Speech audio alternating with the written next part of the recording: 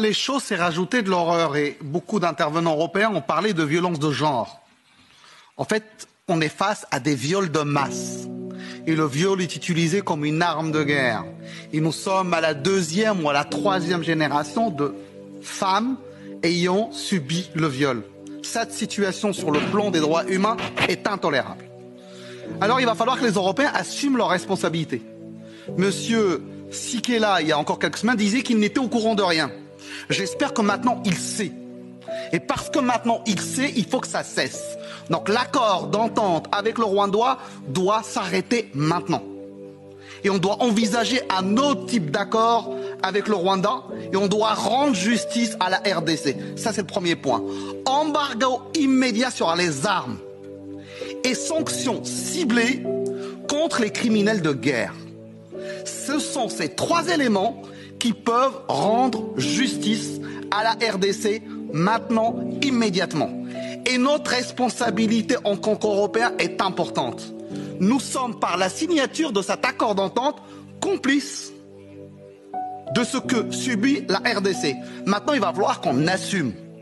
Moi, depuis que je m'intéresse à ce dossier, je l'ai tourné dans tous les sens. Mais pourquoi on fait ça? Est-ce que c'est un besoin important et vital de ces minerais? Je pense que c'est même pas ça.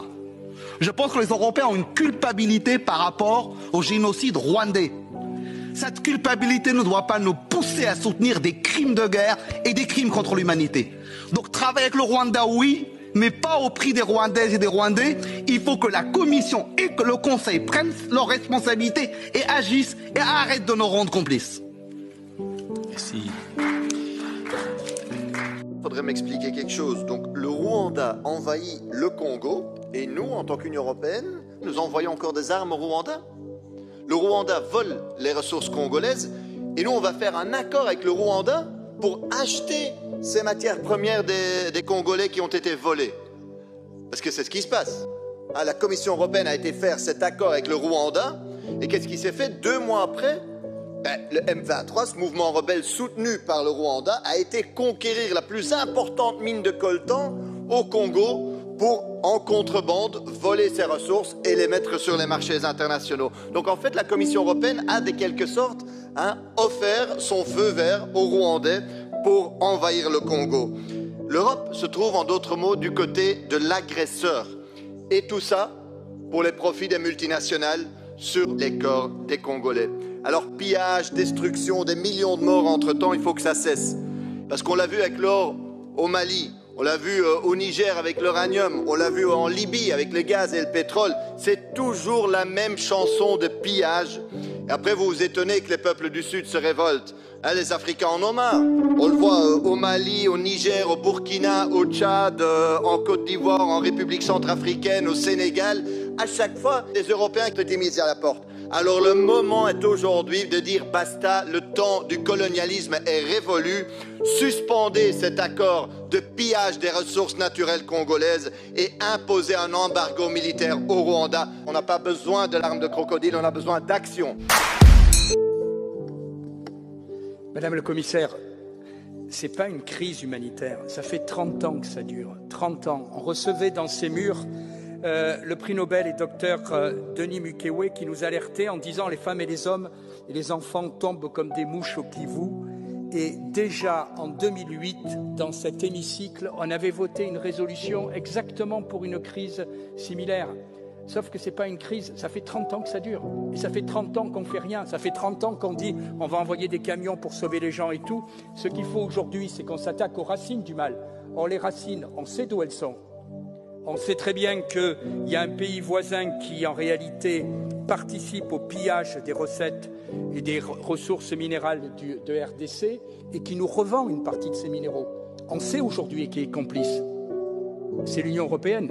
L'Union européenne, vous le savez, a signé un traité, ou plutôt un accord, le 19 février de l'année dernière pour racheter ces minéraux volés. Et ça fait depuis septembre que je demande à ce qu'on ait une commission spéciale sur ce sujet. Rien. J'ai appris qu'on allait la faire la semaine prochaine à huis clos sans traduction. Alors vous savez ce qu'il faut faire. Ce qu'on doit faire, c'est annuler d'urgence d'abord l'accord sur les minéraux qui nous lie au Rwanda. C'est suspendre le partenariat sécuritaire que nous avons avec ce pays. c'est bloquer le versement de 20 millions d'euros supplémentaires promis par l'Europe en novembre dernier dans le cadre de la facilité européenne au Rwanda. C'est condamner fermement et prendre les sanctions concrètes contre les responsables des massacres et des exactions qui se trouvent en grande partie au Rwanda. Voilà ce qu'on attend. Ce n'est pas de voter une nouvelle résolution dans 10 ans, dans 5 ans.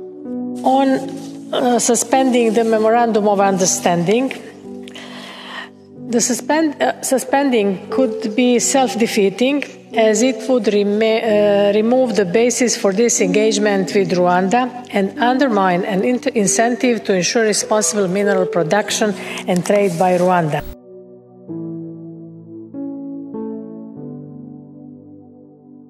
Voilà, merci beaucoup. Naba téléspectateurs nous sont fidèles. Il y a Genor TV.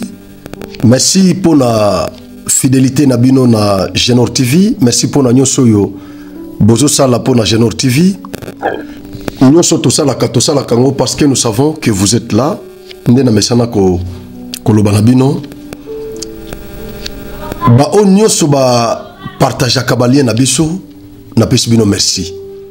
Na ba groupe BLP ya WhatsApp ba insera kangai. Nazomo na pe bande ko belé bazo partager ba vidéo na biso, bazo partager ba lien ya ba émission na biso. Et ça ça plaisir. Na je comprends que ba congolais baza ko s'approprier na musalo to sala. Et donc nazanga mon côté awa na ibiki na simana ngai to sa ibele. Adage moko elobaka soko monimo na soso atondi nzungu c'est que maman na eza na se. Nga naza mwana soso binonde boza lokola mama na ngai binonde boza ko matisa boza ko booster ngai. Voilà pourquoi naza na considération belé et pas na bino. Déjà facilité comme on a tosomi pena mega na e a dépassé mon somi mega. Mais avant de azolanda ba chaîne eza combien na YouTube eza belé réseaux sociaux ba plateforme eza combien vraiment na pena muto vandi azuta ya kolanda yo mususu na ba écran mususu na ba téléphone. En tout cas nazana estime ebele na bato ndenge wana nazana estime ebele na bato ndenge wana moka kosua na bino nyoso nzamba zongisela bino pe ebele nyoso pe bokosala baninga pe ba soutenir yango parce que l'homme ne récoltera que ce qu'il aura semé. Je crois ba vidéo nyoso botali bomoni bango déjà tous ces députés là ne tokolobela hein tokolobela ba député wana parce que baza batu ya mutuya pour na biso nous devons les vénérer. Il faut vraiment totombola bango, ça sera une bonne chose vraiment. Alors intervention ya Ndayishimiye yepe et contribuer trop na victoire na biso diplomatique na parlement européen. Il a aussi contribué.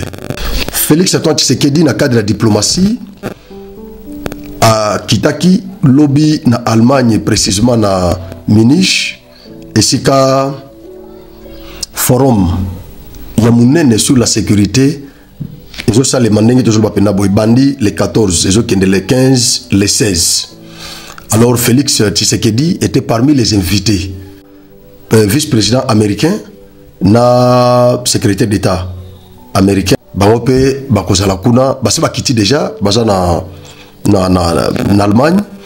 Je crois que déjà toujours dans le cadre de la diplomatie Félix Akekuna pour profiter à la kisa ba chef d'État na ba membre du gouvernement nyonso ba comprendre par na forum wana ce qui se passe réellement à RDC malgré que le Parlement européen et sali musala nango tokolobelango parce que ce n'est pas encore fini.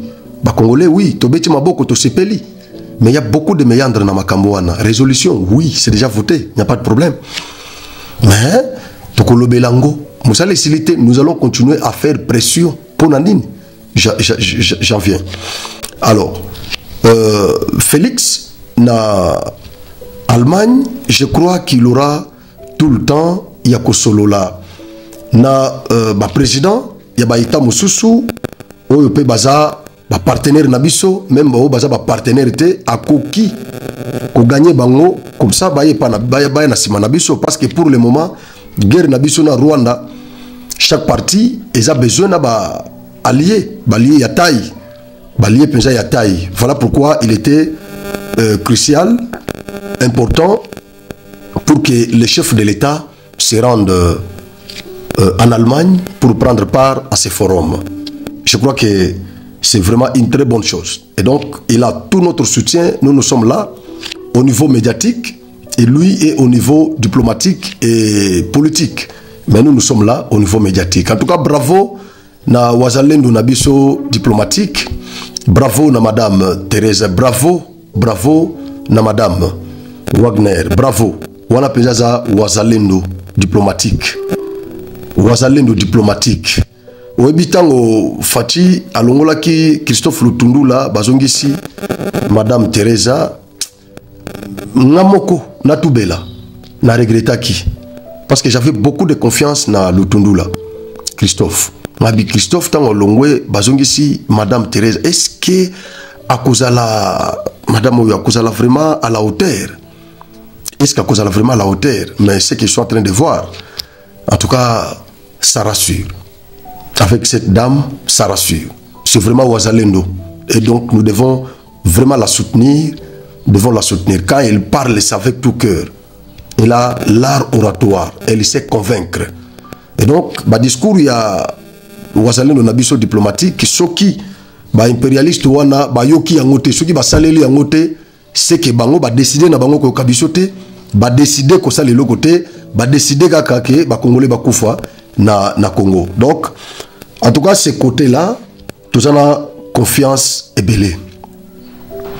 Assassinat, il y a artiste révolutionnaire Delka Idengo. Ils ont continué à inquiéter Bisso parce que à Salaki, mon salo Bisso peut toujours sala. Mais la façon naïe selon grâce au Penza Mapessier.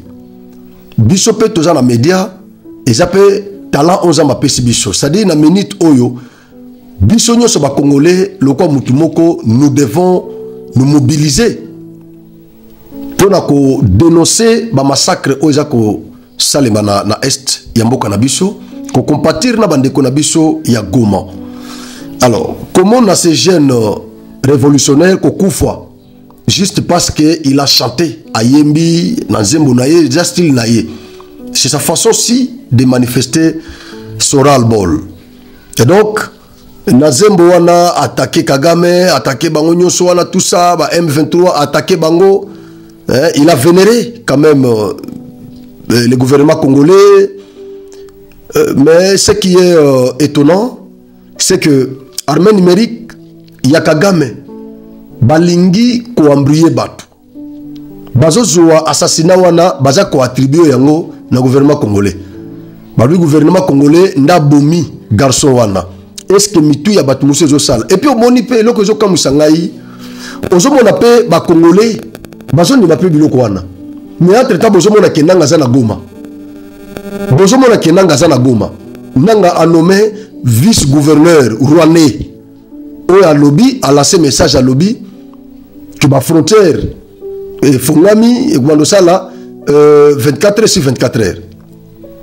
Et pourtant, le vice-gouverneur Rwanda a yebi que Congolais mon côté pour le moment à quoi ko 400 zela à 400 grande barrière ou bien petite barrière à Kenangambo ya Giseni na Rwanda. Congolais mon ko kende kunate. Pour le moment, bato bako kende jaka bato 23 ande bako kende kozonga. Et donc, ko fongo la frontière, ko sali sa frontière na Butu, Moi tout ça. Mais c'est une façon de copier Congo. Nous savons, nous connaissons la stratégie. C'est une façon à copier, qu'on faire traverser. Bah bien nous sur Congo, bah vider Goma. C'est tout ça le problème. Qui ne sait pas ça? C'est tout ça le problème. Bozo zami tout kana biso koto bokena na ngambo parce que koto bangone bazali na ngambo pe ya Rwanda. Bâtiment administratif ya Rwanda, bango pe bazali. Parce que ba bâtiment na batongela biso mutu moko nde mutu a subventionna ba travaux ya construction ya bâtiment mibale wana. Ya bango sila va ya biso sila na moi retard. Et donc bango ne ba occuper koto ba occuper na kuna. Nanga nenga zawana nanga zana parole te. Nanga zana parole te. Nanga bazo commander nanga bazo télécommander Kagame parti à Kigali sala boya sali. Alors qu'on fongo la frontière, qu'on sali sa frontière, 24 heures sur 24 heures. Vous pensez qu'il y a ça? Parce que pour le moment, la banque est kangami. Nanga comme au sommet, la banque.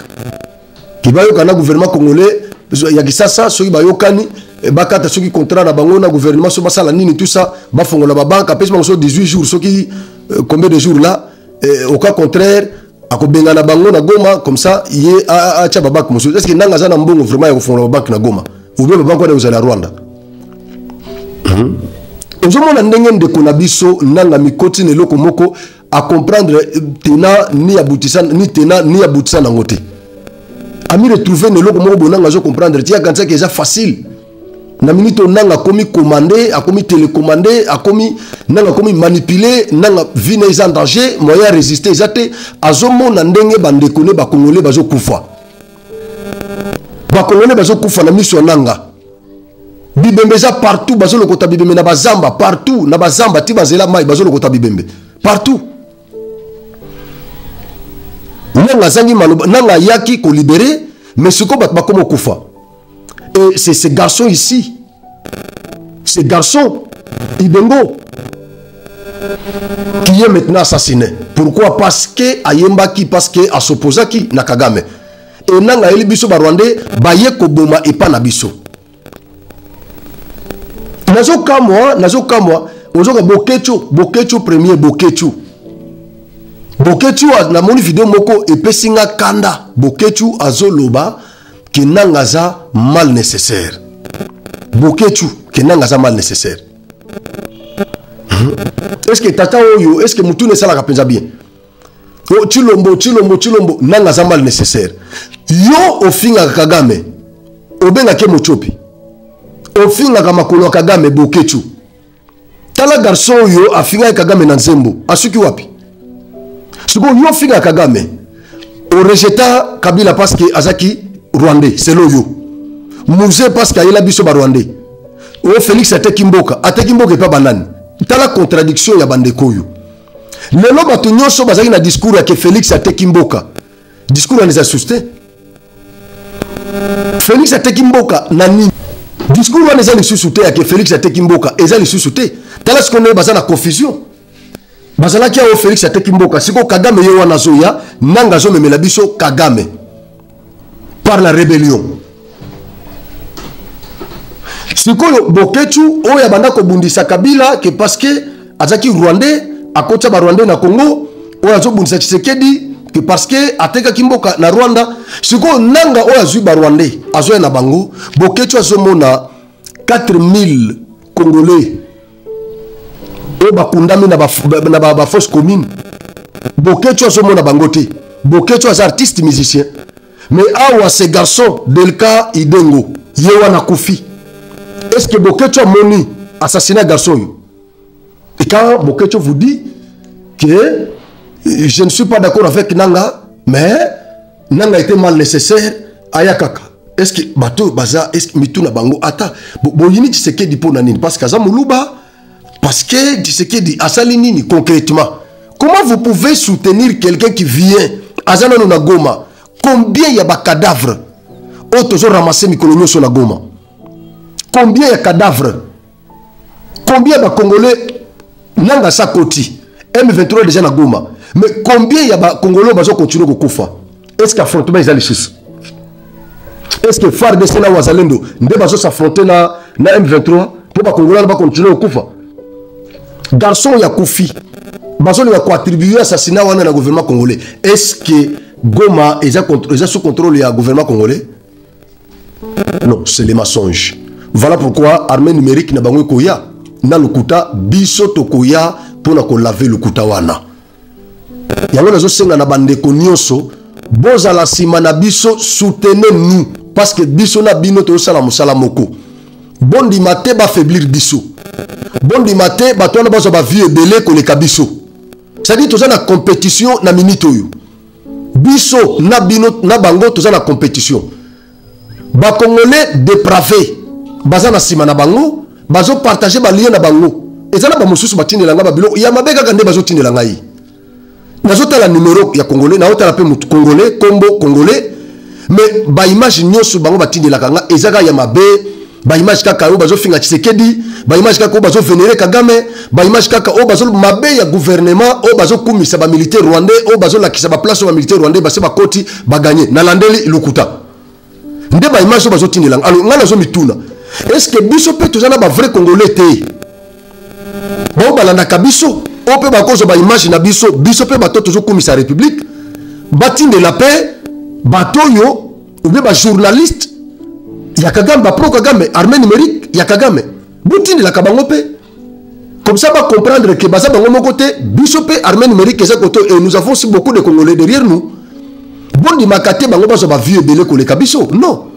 C'est comme si, Bato Bazo Salamabé contre la République, Bango ne Bazo Tambo, Bazo Tambo, sa Bango Mingi, na ba Congolais Moussousou. C'est comme Biso Bato Tozo Bunda pour la République, Bao ya Biso, Bazo Talabiso Gandengwan. Écoutez, toza na compétition ezala ngai muto nazo défendre république ezala yo muto za ko like ko aimer vidéo na ngai yo muto oyo za ko commenter yo muto oyo ozo zwa lien ozo partager yo muto ozo s'abonner na ba chaîne na biso tozo sala musala moko parce que boza ko propulser biso congolais zo mayele moko fongwama guerre ezala ba niveau belé fongwama alors garçon yo akufi toko bossa na kaye jamais. C'est un héros. Delka Idengo, c'est un héros. Zembo naye, je crois bien nous boza nango boza na zembo naye. Moi na balancer yango ezate toko mobanga. Parce que zan zembo yoko ta musu ezalaki monétisé, je ne sais pas couvert na droit d'auteur, ta musu école qui n'a pas problème, mais sinon boza na zembo wana. Donc garçon ayembi soko monike oyokana nous zembo na été ba numéro na biso ezana soko benginga ka en coulisses na kotindelo yango même par WhatsApp, il n'y a pas de problème. Ata o communiquer un message na moni yango ata na moi retard problème ezate mais na ko servir yo na kotindelo Hollanda nzembo wana to partager nzembo wana parce que biso siko na ba plateforme na biso mo to chango ezate mais na ba WhatsApp ou Facebook ekoleka nango ekoleka sans problème ekoleka. Donc, Tobo sa na mémoire, il y a garçon té. Tobo sa na mémoire, il y a garçon oyoté, s'il vous plaît. Tobo sa na été. Sinon, il y a la mabé. Alors, le Parlement européen va voter résolution. Il y a annulation. Bon, Bango Balobi, suspension. Parce que là, il y a des verbes. Baoba lobby terme verbe va utiliser et ça suspendre. Bon. Biso tozo lobby la annulation pour te pousser bango ba kenata na annulation parce que ko suspendre c'est-à-dire ba koki kozongela bango ba lobby ceux qui a retiré ba militaire naie na Congo ba kozongela. Mais ce que nous allons demander à l'Union européenne, au Parlement européen, à la Commission européenne et au gouvernement européen, ce que nous allons demander ici, c'est de procéder à l'annulation effective de ces accords-là. Parce que Kagame, c'est un félin. Vous avez suspendu ces accords. Oui, c'est une bonne chose pour nous, c'est une victoire diplomatique. Mais il y a encore d'autres étapes qui nous restent. Nous allons continuer à faire pression. Voilà pourquoi nous sommes là, pour sensibiliser les Congolais. Moi, je pense, le fait qu'il y a qu'on suspendre l'accord de l'Union européenne à Signaki na Rwanda, coopération militaire na Rwanda, protocole d'accord sur le minerai que le Rwanda n'a même pas, sur les matières premières que le Rwanda n'a même pas. Ces accords-là, la subvention nyoso ya Union européenne na Rwanda, l'accord Rwanda nyoso ils a suspendu. Moi na sala commentaire belé zate sur 490 parlementaires européens, 443 va voter pour la suspension de ces accords. 4 parlementaires ne va voter contre. 48 va s'abstenir. Donc pour nous, c'est une victoire écrasante. Et nous devons la capitaliser. Nous devons vraiment la capitaliser parce que là, nous estimons que ça va s'intensifier. Le Conseil de sécurité des Nations Unies sera aussi interpellé. Les autres structures européennes, américaines ou internationales seront aussi interpellées. Pourquoi pas l'Union africaine qui sera dès ce 15 février dirigée par le président angolais João Lourenço, celui qui va chapeauter l'Union africaine. N'habitez ceux qui mission qui médiateur ceux qui a coupé sango à cause d'un je ne sais pas parce que les 15 au kaka João Lourenço a comme président il y a Union africaine yemutako chapeauter structure wana et je crois que makamoko qui peut changer parce que nous connaissons bien la position de João Lourenço. Kagame boaki sakiye Kagame estimaki qui aza la passion. Kagame alobaki il n'est pas équidistant.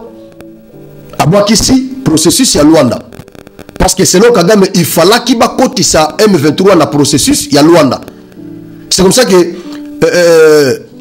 le président angolais a répondre.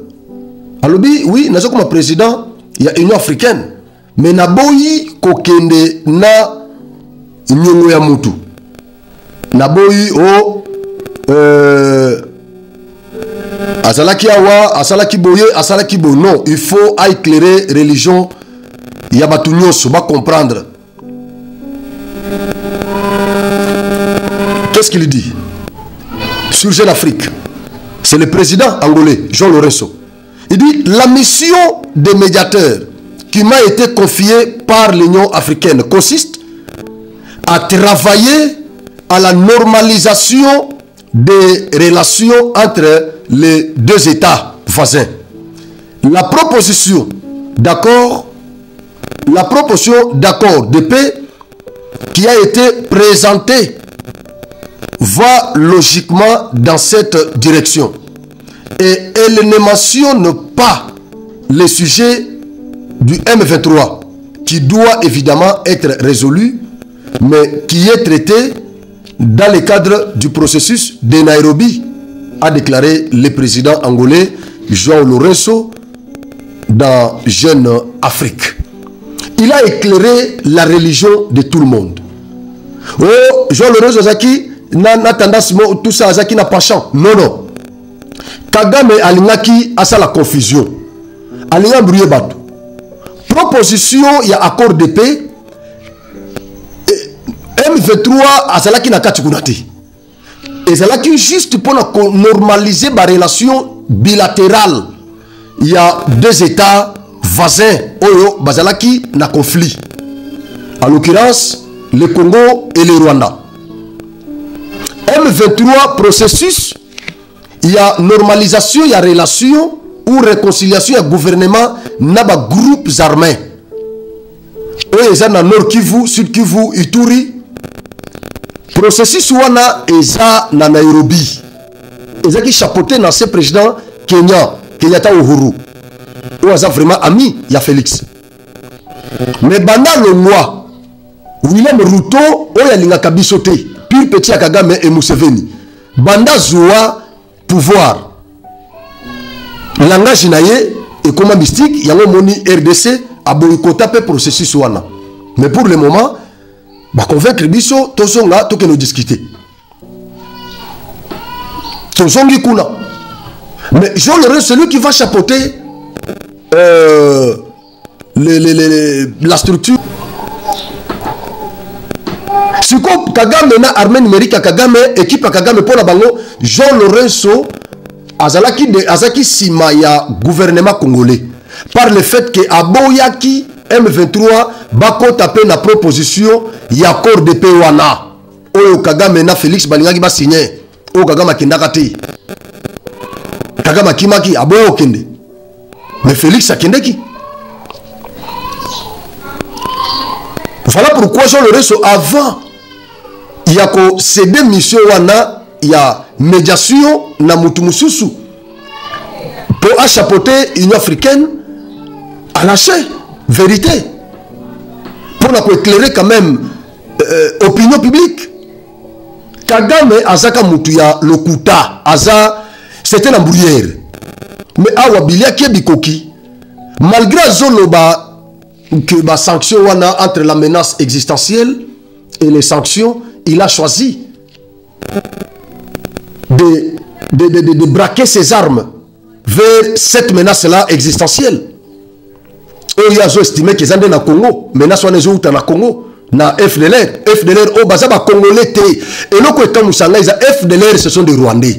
Mais comment si FDLR constitue une menace contre le Rwanda, mais ils doivent être rapatriés vers le Rwanda. Comme ça tu vois na Kimia, Kagame ne veut pas que ba FDLR bazo pas na bango. Kagame ne veut pas dialoguer avec les FDLR, mais Kagame nous demande, nous les Congolais, de dialoguer avec les terroristes, les Rwandais qui sont dans M23. Nous allons dialoguer avec ces Rwandais-là. Voilà là où nous trouvons que ces dialogues-là, il y a l'anguille sous roche. Bah, dialoguistes, non, c'est une voie de paix. Mais nous, les anti-dialoguistes, nous disons qu'il y a l'anguille sous roche. Il y en a eu plusieurs fois dans ce pays. Nous avons connu beaucoup de dialogues dans ce pays-ci. Aucun de ces dialogues-là ne nous a donné la solution. L'ancien président, l'émission que j'ai faite hier, François Hollande, il est contre le dialogue, détenteur de plusieurs secrets dans ce qui se passe dans l'Est. Il est contre le dialogue. Mais il y a certains Congolais qui soutiennent le dialogue. Nous voyons les abbés, les politiciens en robe, en train de défiler auprès de ceux qui nous tuent, de ceux qui détruisent le Congo, de ceux qui pillent nos minéraux, et ils sont très à l'aise. Ils rigolent. Bazo sur la bien, bazo seka, nambia smoko ya bien. Mais et pourtant, Batouana, bainami na ba Congolais. Parce que pour le moment, le baga osala bokechu, le baga osala le boxeur là. Il s'appelle encore comment les gars là, tout ça. Le baga cause à la bango. On va changer Kazaka Malamoko, non, Nanga, a commis Moussantou. Tu sais qu'il dit, c'est un démon. Babé, ba politicien en robe. Baké Kokutana Kagame. D'abord, avant de la même émission, caméraman n'a la Touningaï. Balance. Alors tout là, alors bon, c'est quoi yo général, c'est quoi tango bateau yo bazo kende et pas Kagame. Et ça pour la nini. Bango bazo prôner dialogue. C'est quoi et pas Kagame. Baké ko senga Kagame aya koko tapé na dialogue na Tshisekedi ou bien ezanini parce que nous avons des processus qui sont processus de paix, bien entendu, qui sont chapeautés par les chefs d'État. On a aussi Kotanga Awa. Nous avons beaucoup de structures. On peut pas pour la solution. Mais ba clerc, na ba pasteur protestant, ba obandotombola, ba keta la nanga, ba keta la Kagame. Bon, je ne sais pas. Dialogue bango bazo luka. Et ça na cadre kakaya. Processus mi balewana ou bien j'affronte mususu o bango ba fongoli, je ne sais pas parce que so ba longwe pas Kagame na éviter so ba kepa Museveni ba connaît pas William Ruto ba connaît pas nani Jean Lorenzo na éviter ça dit ba ko tambola na ba président nyoso ba so nga ba fongola front mususu quelque part. Bon ça nini concrètement, c'est le caméraman qui m'a posé la question. Même si mais ce qui yo quand même yo comprendre et compliqué yo. Le niveau na yo au monique est flou, démarche na bango est flou. Donc ce qu'on a na comprendre c'est que ça flou. C'est que ça flou. Alors ce que ça flou, c'est que ça flou. Tokolobani. Kagame a agressé biso. Kagame oyoki ba député au Tochelibino nagoya nazana demande na Osenga Félix, notre président. Pour na ba député wana. Parce que biso tozoloba Congolais nyoso étrangers nyonso, citoyens nyonso oya kotelema pour soutenir la République démocratique du Congo contre le Rwanda, l'agresseur, il aura certainement notre soutien. Et nous allons faire sa promotion, sa propagande, sa publicité. Nous allons le faire. Ceux qui qui étaient, parce que la RDC c'est un pays, c'est un grand pays. Congolais, ceux qui lobby qui tombolo likolo, promouvoir yo, propulser yo, koyeba yo na mokolo moko yebi yo monde mobimba. Et donc, Congolais, tous à la éveiller. Citoyens, nous sommes à côté à s'arroger courage. Parce que, Batubazo fait la makambo. Batubazo fait la makambo. Kagame est capable de faire un pays moussou de Bomamutu. C'était sanguinaire et fossoyeur. Batubazo fait la makambo. Alors, ceux qui ont moni, citoyens moko, a eu courage à confronter Kagame. Kotanga Kagame. Talane garçon à Kofi. Musicien, on attend pour un zimbo moko pamba à Koufeli yango. Parfois, on peut gagner là où côté. Parfois, les Congolais peuvent partager un côté, à gagner là où côté. N'a évité ce gouvernement à payer ça, garçon, mais en tout cas, dans l'État, bon négligé à bisoter. Nous allons continuer sur Kosenga parce que biso peut être en danger. Bon négligé à bisoter. Quand la garçon n'a pas confié, parce qu'il a attaqué Kagame na M23. Si il y a un zembo moko. Si ko biso vi na biso mobimezaka ko s'attaquer na batuana ko défendre le Congo, ko s'attaquer na bango, combien ya ba émission auto se produira déjà. Et vous pensez que biso to za menacé té? Ou bien to za peut tenter té, ya okende ono, tentation ka ba bengi oboya, non neni yo zolo baga pamba olia raté, masolo za gotoyo. To za belé, bolandi, ndeko moko bimi na poto. Ateli bino audio, ba contacta qui est? Ils ont besoin de comme ça, ils ont changer face. Ils ont tout changer face. Ils ont changer de nom. Ils ont antenne partout. Mais biso to boyi na nyoso wana to okende te. Ngala zolo bango déjà clairement et ouvertement. Ba mega ko tuté pona okenda ngate. Si ko côté biso to zali, papa, bo s'intéresser na biso. To za pe na ba famille. Lelo garçon ya kufi soka zaki na mwasi na bana akufi po na mboka bato baliaka mbongo ya mboka oyo musu basolo bati musu bafandi kimia babatami ngume babi makambo eko basculer na minute oyo na bona ngako banda ko attaquer déjà nanga pour ce qui basculer na ko kende malamo côté na bango bafandi kimia na minute basolo bati ils ne disent rien. Mais nous exposons. Vous pensez que Nanga n'a pas cet exemple. Dans le but que Zabongo, Nanga soka koti na mboko. A koti na Goma. Influenceur on a kofit. Révolutionnaire on a kofi. Nanga akota na Congo a wana kini.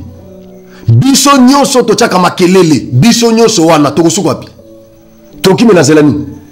Toki na combien na ba poche na ba banque. Rien du tout, toki vide. Aucun enfant n'est pas Mutoki, aucun Angola, aucun Brazzaville, aucun Soki Gabon, Soki Wapi, et pas Mutoki van David. Aucun bité balande le sous côté wana. Non. Maramusu photo loba parce que la mito bitumbezali, tozo bundabiso tout, nous exposons. Liwa garçon, ça m'a beaucoup interpellé. Garçon Koufi, est-ce que nous avons allé là qui yango? Et donc, Babiloko musu photo loba net tozo loba pena boy parce que je regarde la vie de ces garçons, soka zaki na mwasi, soka zaki na bana. Atikeli bango nani? Le gouvernement na minute est-ce qu'il a occupé famille wana ba ok lelo ko rendre bango visite lelo lobby 3 jours 4 jours une semaine un mois et s'il babosani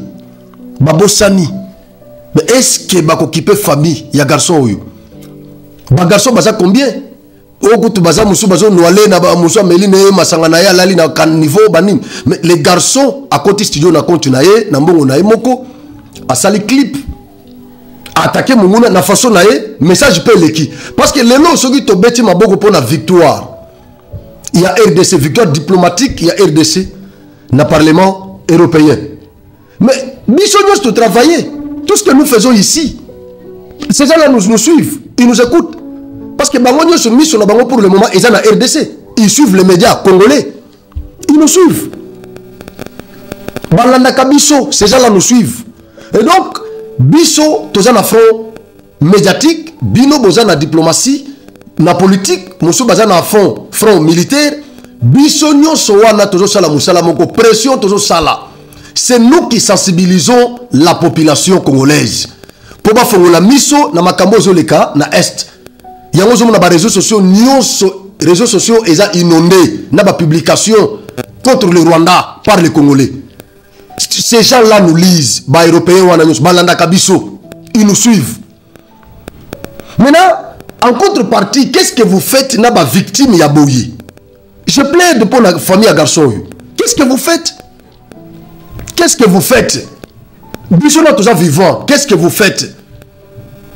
Na pese exemple que yindi na minito yindi exemple la société et yindi na minito mais ba ministre on ba kena ba mbongo na bango na Europe, ils ont des comptes là-bas, ba directeur des cabinets banani ba aucun binoto, vous allez partir. Bon siko biso toko kimela wapi billet toko wapi musu bazana le côté. Qu'est-ce que nous allons faire? La famille a boui. Ça la passe comme un garçon garçon azana nous gêne, très jeune. Il est parti. Alors bravo na ba député parlementaire européen ba oyo ba influencer ba collègue da bango mosusu pour voter pour la suspension. Il y a des accords infernaux, les accords funèbres, diaboliques. Il a choisi d'affronter la menace existentielle. Il dit, vous pouvez me sanctionner, j'accepte, mais moi je vais continuer. J'affronte cette menace. Vos sanctions là, vous pouvez le faire, il n'y a pas de problème. Je crois que je vais continuer à vivre. Mon pays va continuer à vivre. Et donc, malgré ce qu'il dit là, nous savons que lorsque les sanctions sont de nature à fermer toutes les portes à un régime comme celui de Kagame, je crois que ça va l'affaiblir. Ça affaiblit toujours. Ça affaiblit. Il ne faut pas prendre des sanctions légères. Il faut prendre des sanctions dures, de nature à lui fermer toutes les portes d'entrée des subventions et des sorties des minéraux volés au Congo. C'est en ces moments-là que nous pourrons quand même dormir en paix. Alors, Fachi, amenez-nous ces eurodéputés en RDC. Nous avons besoin de ces eurodéputés en RDC. Du côté de notre gouvernement, ils nous ont fermé l'espace aérien à tous les avions rwandais. C'est-à-dire les avions rwandais ne peuvent pas passer encore par la RDC pour se rendre, par exemple, comme à Londres. Parce que pour aller à Londres, en Grande-Bretagne, les avions rwandais passent par la RDC. Donc, le gouvernement congolais a pris cette mesure draconienne pour fermer notre espace aérien aux avions rwandais. Ils ne peuvent pas encore traverser notre espace aérien de l'Union européenne et le Rwanda. Bravo à ces députés. Ba député nyoso bino bolandi. Ba héros député wana, donc les députés européens. O bolandi wana na ba vidéo introductive. Ce sont des héros. Pour la biso baza ba star congolaise. Baza ba ambassadeur congolais. Pour la biso ba député wana baza ba ambassadeur congolais. Ils doivent, moi je lance cet appel à notre président. Inviter les députés Wanata na Congo, Makambo Soke Sili, Soki Bitumbo Sili qui est récupéré Goma. Inviter les biso ba députés Wana, ba héros députés Wana, Baya na Congo, ba Kendeti na Goma, ba passer moi moment na bande kwa Goma, parce que ce sont nos ambassadeurs, ba députés Wana. Va passer moi moment na bande ko Goma ba mona la Kivu ba vanda na ba hôtel ya Goma. Gouvernement congolais memela biso ba député oyo ba héros député oyo. S'il vous plaît Fachi, s'il vous plaît Fachi, s'il vous plaît Fachi.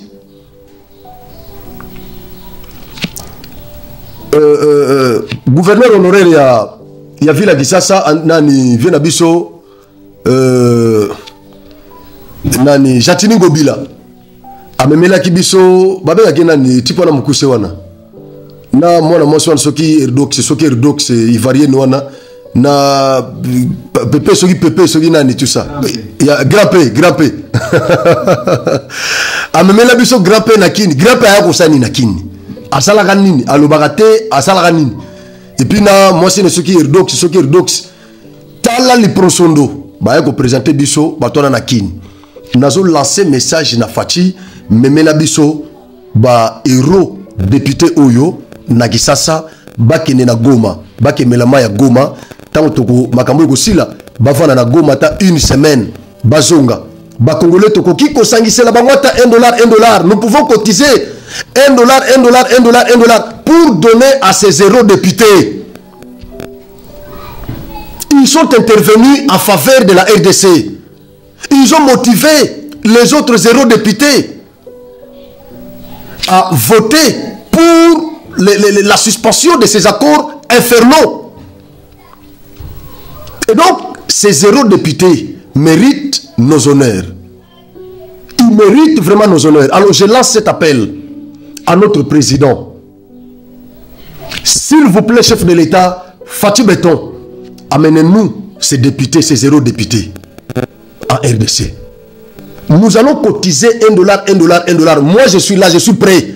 Je suis la première personne à faire ça. Nous allons cotiser $1 et par nos médias, nous allons lancer les messages.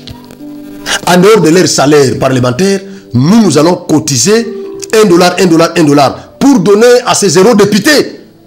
Ils nous ont aidés là où nos voix ne pouvaient pas arriver. Ils ont fait arriver nos voix là-bas devant ces parlementaires européens. Et aujourd'hui, nous avons eu cette victoire diplomatique. Mais je dis que ce n'est pas encore fini. Et je vais demander encore à ces eurodéputés de continuer à faire pression. Nous avons applaudi, oui. Les parlementaires européens ont voté pour la suspension de ces accords, oui. Mais ce n'est pas encore fini. Attention, ce n'est qu'une résolution. Il faut continuer à faire pression à la Commission européenne et au gouvernement européen de prendre des actes susceptibles de sanctionner le Rwanda. C'est pas fini. Parce que nous pouvons maintenant applaudir. Nous pouvons applaudir.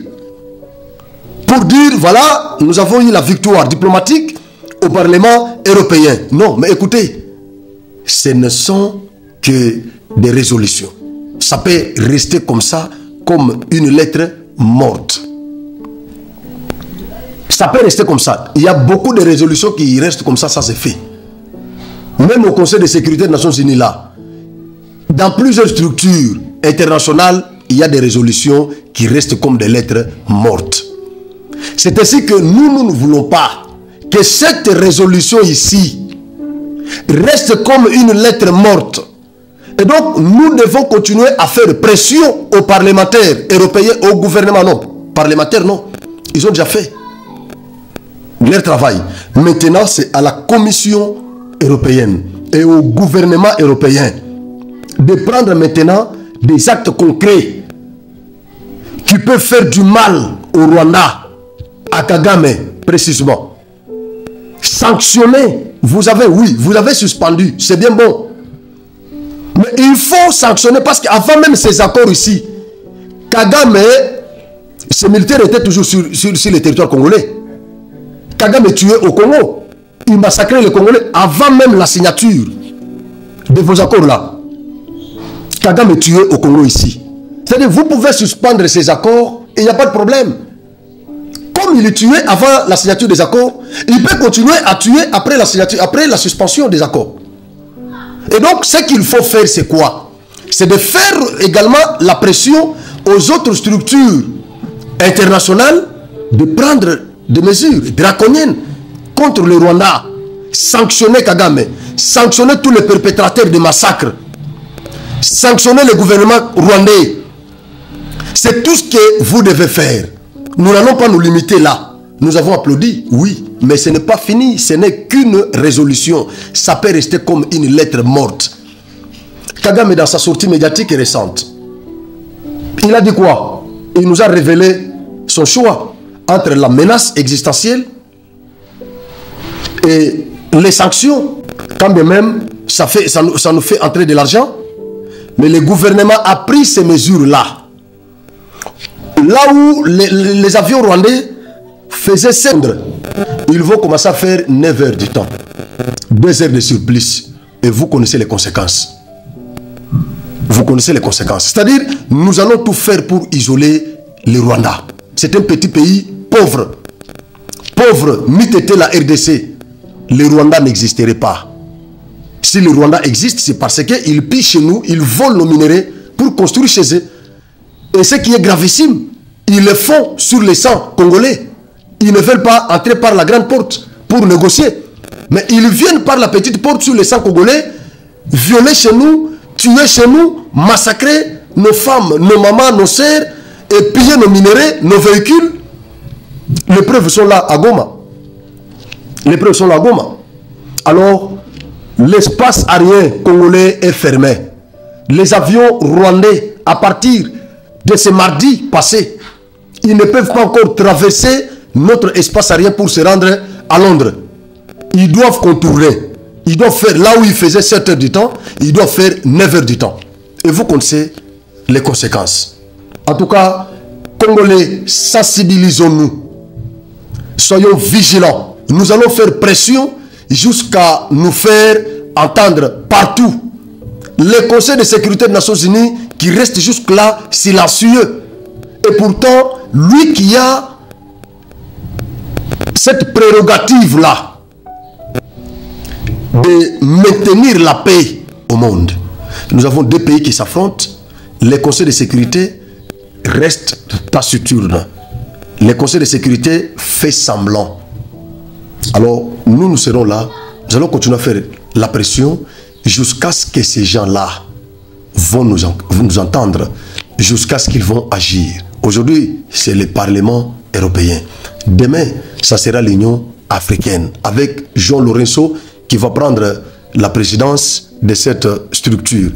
Et je crois que ça va aller comme ça jusqu'à ce que ça va s'intensifier, jusqu'au même au niveau des conseils de sécurité des Nations Unies qui fait semblant aujourd'hui. En tout cas, merci beaucoup à tous ceux qui nous ont suivis. Je réitère encore ma demande de partager massivement les liens sans modération, d'aimer la vidéo sans modération, de vous abonner, vous qui ne l'êtes pas encore, abonnez-vous à Genor TV, vous ne serez pas déçus. Sur ce plateau, nous parlons le Congo. Merci.